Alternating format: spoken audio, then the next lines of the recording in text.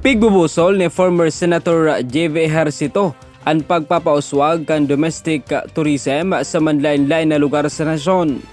Sinagin pagbisita kan dating senador sa Banwanin San Fernando, Camarines Sur sa paagi ni Mayor Fermin Mabulo.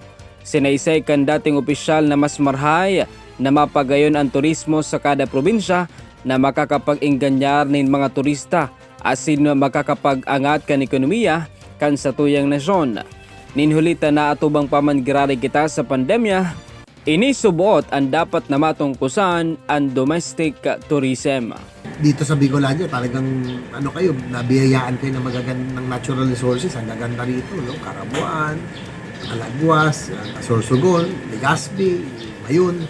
Ang ganda dito Ang ganda ng Bicolandia, no?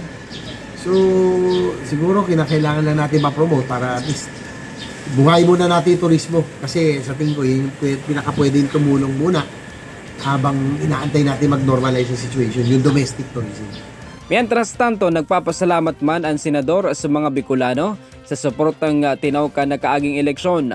Kuning kasusubuot na makakuanin pagkakataon na makalaw giraray ini sa Senado, itutulod giraray ang napuunan na pagpasarkan Universal Healthcare Law asin mga programang makakatabang sa mga Bicolano. So, gusto ko lang kunin pagkakataon, magpasalamat sa inyo lahat. No?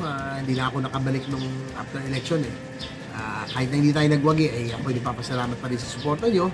At umasa naman kayo na kung sakaling mabigyan ng pagkakataon, na talagang gusto ko nang matuloy matapos yung Universal Healthcare Loan. Pasado na yan, pero yung implementation para naman makagaan sa buhay ng bawat Bicolano. No? At ang isa pang tinutulak ko, hindi na mayor yung utang ko, yung South Rail, no? Kasi ako nagdepensa ng mga North Rail, Mindanao Railway System, tapos yung subway, yung South Rail, noon ko pang sinusulong yan.